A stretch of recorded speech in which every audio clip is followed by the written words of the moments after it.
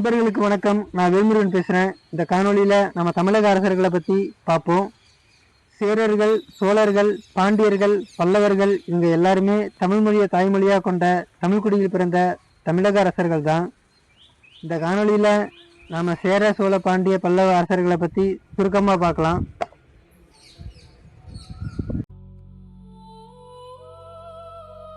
சேரர்களை பற்றி முதல்ல பார்க்கலாம். சேரர்களோட தலைநகரம் வஞ்சி அப்படின்னு அழைக்கப்படுது. வஞ்சி அப்படிங்கிறது ஒரு இடத்தோட பேரோ இல்லைன்னா ஒரு ஊரோட பேரோ கிடையாது. சேரர்கள் பல ஊர்களை தங்களோட தலைநகரங்களாக கொண்டு ஆட்சி செஞ்சாங்க. அப்படி அவங்க ஆட்சி செஞ்ச தங்களோட தலைநகரங்கள் எல்லாத்துக்குமே வஞ்சி அப்படின்னு தான் பேர் வச்சாங்க. வஞ்சி அப்படிங்கிறது சேரர்களோட தலைநகரங்களோட பொதுப்பெயர். அடுத்து சேரர்கள் ஆட்சி செஞ்ச பகுதிகளை பார்க்கலாம்.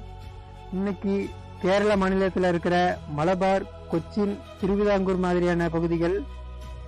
அடுத்து இன்னைக்கு தமிழகத்தில் கொங்கு பகுதிகள் அப்படின்னு அழைக்கப்படுற சேலம், ஈரோடு, கரூர், திருப்பூர், கோவை இந்த மாதிரியான பகுதிகள் எல்லாமே சேரர்கள் ஆட்சி செஞ்ச பகுதிகள். சேரர்களோட சின்னம் வில்லம்பு. அடுத்து சேர அரசர்களோட குடிப்பெயர்களை பற்றி பார்ப்போம். சேரல், இரும்பொறை, குட்டுவன், கோதை, வானவன், பூழியன், குடக்கோ இதெல்லாம் சேர அரசர்களோட குடிப்பெயர்களா அழைக்கப்படுது.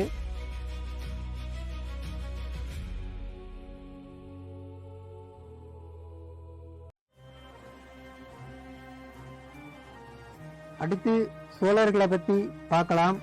சோழர்கள் தஞ்சாவூரை தலைநகரமா கொண்டு ஆட்சி செஞ்சவங்க அப்படின்னு தான் நம்ம எல்லாருக்கும் தெரியும்.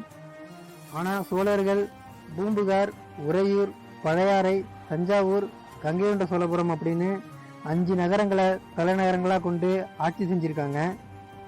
அடுத்து சோழர்கள் ஆட்சி செஞ்ச இடங்களை பார்க்கலாம். இன்னைக்கு இருக்கிற திருச்சி, உறையூர், தஞ்சாவூர், கும்பகோணம், கங்கை கொண்ட சோழபுரம், மயிலாடுதுறை, பூம்புகார் அப்படின்னு பல இடங்களை இவங்க ஆட்சி செஞ்சுருக்காங்க. சோழர்களோட சின்னம் புலிக்கொடி. அடுத்து சோழ அரசர்களோட குடிப்பெயர்களை பற்றி பார்க்கலாம். கிள்ளி, செம்பியன், வளவன், சென்னி இதெல்லாம் சோழ அரசர்களோட குடிப்பெயர்களாக அழைக்கப்படுது.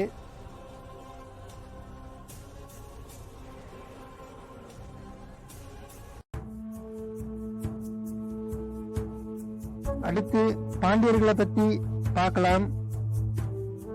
பாண்டியர்கள் மதுரையை தலைநகரமாக கொண்டு ஆட்சி செஞ்சவங்க. இன்னைக்கு இருக்கிற மதுரை, திருநெல்வேலி, ராமநாதபுரம், சிவகங்கை, தூத்துக்குடி, விருதுநகர், கன்னியாகுமரி அப்படின்னு இந்த இடங்களை எல்லாம் பாண்டியர்கள் ஆட்சி செஞ்சிருக்காங்க. பாண்டியர்களோட சின்னம் மீன்கொடி. செழியன், வழுதி, மாறன், பஞ்சவன், தென்னவன், கௌரியர், துவசர், தடயவர்மன், மாரவர்மன் அப்படிங்கிற பேர்லாம் பாண்டியர்களோட குடிப்பெயரா அழைக்கப்படுது.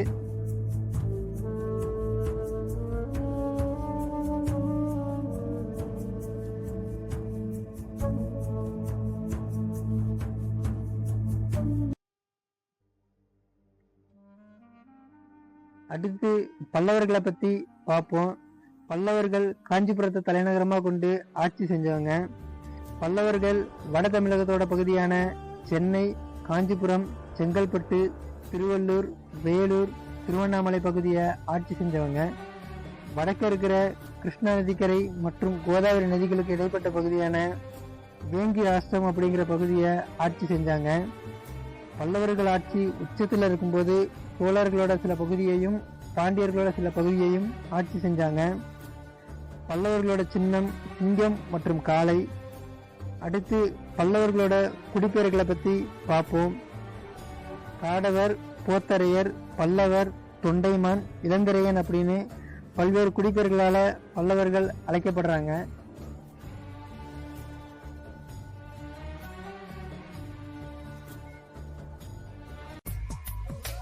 இதுவரைக்கும் நாம பார்த்த எல்லாமே தமிழக அரசர்களை பத்தின ஒரு சின்ன குறிப்புகள். சேரர்கள், சோழர்கள், பாண்டியர்கள், பல்லவர்கள் இந்த 4 பேருமே தமிழ் மொழியை தாய்மொழியாக கொண்ட தமிழ்குடியில் பிறந்த தமிழக அரசர்கள் தான். இதுல பல்லவர்களை மட்டும் தமிழர்கள் இல்லை அப்படின்ட்டு சில ஆய்வாளர்கள் தவறான கருத்துக்களை சொல்றாங்க.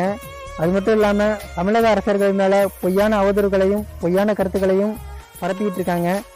இது எல்லாத்துக்கும் மறுப்பு தெரிவிக்கிற விதமாகவும் அடுத்து சேரர்கள், சோழர்கள், பாண்டியர்கள், பல்லவர்கள் இவங்க எல்லாரை பற்றியும் தனியாக விரிவாக அடுத்தடுத்த காணொலிகளில் நம்ம பார்க்கலாம்.